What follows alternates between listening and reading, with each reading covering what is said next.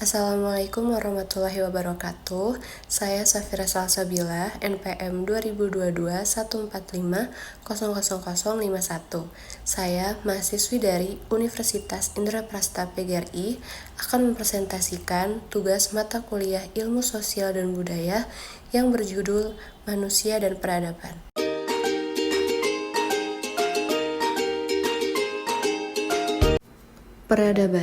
Peradaban asal kata adab artinya akhlak, kesopanan, atau kehalusan budi pekerti. Istilah peradaban sering dipakai untuk menunjukkan pendapat dan penilaian kita terhadap perkembangan kebudayaan.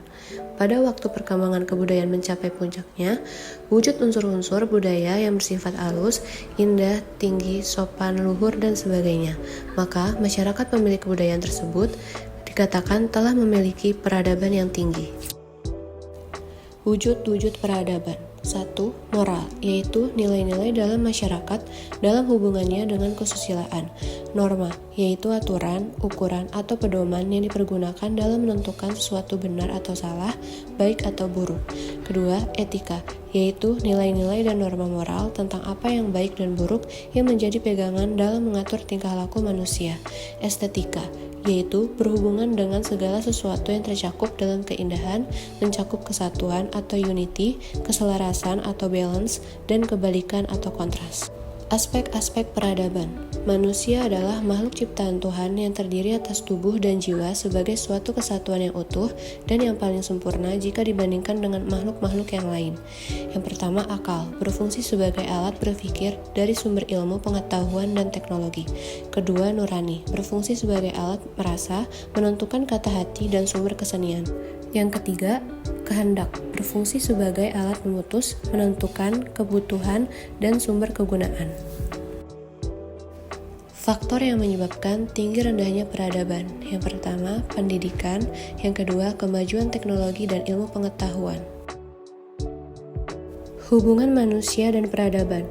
Manusia dan peradaban adalah hal yang tidak bisa terpisahkan karena manusia itu memiliki cipta, rasa, dan karsa. Cipta, rasa, dan karsa itu akan menimbulkan perkembangan pengetahuan yang berasal dari suatu budaya. Nah, dari hal itulah kebudayaan akan mengalami kemajuan sehingga dikatakan sebagai peradaban. Contoh, zaman dahulu, manusia menanam karet dan hanya menunggu hasil berdasarkan kemampuan alam untuk memproduksi. Tapi sekarang tidak lagi, karena ada perkembangan seperti pupuk, dan itu akan menumbuhkan karet dengan cepat. Manusia sebagai makhluk peradaban. Manusia adalah makhluk beradab sehingga mampu menciptakan peradaban. Peradaban sebagai produk yang bernilai tinggi, indah, dan maju. Untuk menjadi makhluk yang beradab, manusia harus selalu menjunjung tinggi aturan, norma, adat istiadat, dan nilai-nilai kehidupan yang ada di masyarakat, yang diwujudkan dengan menaati berbagai pranata sosial atau aturan sosial. Masyarakat beradab. Masyarakat adab pada dasarnya merupakan keinginan yang tulus dari manusia sebagai makhluk beradab. Di Indonesia, masyarakat beradab disebut juga dengan masyarakat madani.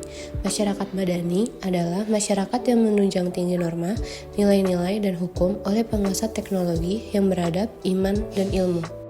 Konsep masyarakat adab dalam pengertian lain adalah suatu kombinasi yang ideal antara kepentingan pribadi dan kepentingan umum. Manusia dalam menggunakan hak untuk memenuhi kepentingan pribadinya tidak boleh melampaui batas atau merugikan kepentingan orang lain. Peradaban dan perubahan sosial. Perubahan sosial merupakan gejala yang melekat di setiap masyarakat, merujuk pada satu pengertian yang intinya, perubahan sosial adalah perubahan yang terjadi dalam masyarakat atau hubungan interaksi yang meliputi aspek kehidupan. Perubahan itu terjadi sesuai dengan hakikat dan sifat dasar manusia yang selalu ingin mengadakan perubahan. Modernisasi dimulai di Italia pada abad ke-15 dan tersebar di sebagian besar ke dunia barat dalam 5 abad berikutnya. Manifesto proses modernisasi pertama kali terlihat di Inggris dengan meletusnya revolusi industri pada abad ke-18 yang mengubah cara produksi tradisional ke modern. Modernisasi masyarakat adalah suatu proses transformasi yang mengubah, yang pertama di bidang ekonomi. Modernisasi berarti tumbuhnya kompleks industri yang besar, di mana produksi barang konsumsi dan sarana dibuat secara massal. Yang kedua, di bidang politik, dikatakan bahwa ekonomi yang modern memerlukan adanya masyarakat nasional dengan integrasi yang baik. Syarat dan ciri modernisasi. Syarat-syarat modernisasi yang pertama, cara berpikir ilmiah yang institutionalized dalam kelas, penguasa maupun masyarakat.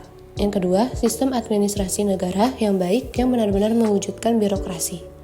Ciri-ciri modernisasi. Yang pertama, keutuhan materi dan ajang kebutuhan manusia.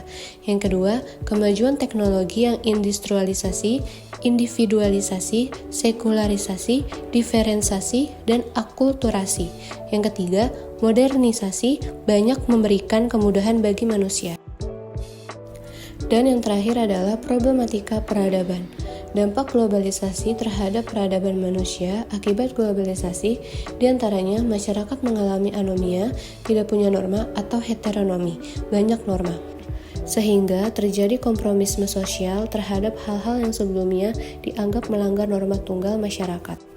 Selain itu juga terjadinya disorientasi atau alienasi, keterasingan pada diri sendiri atau pada perilaku sendiri akibat pertemuan budaya-budaya yang tidak sepenuhnya terintegrasi dalam kepribadian kita. Oleh karena itu, upaya yang harus dilakukan agar kita mampu membangun bangsa agar tetap eksis di tengah-tengah arus modernisasi dan globalisasi yang semakin kuat adalah dengan meningkatkan peran lembaga pendidikan untuk terus menggali ilmu, pengetahuan, dan teknologi serta informasi tanpa menghilangkan jati diri Indonesia melalui pelestarian nilai-nilai dan moral bangsa Indonesia.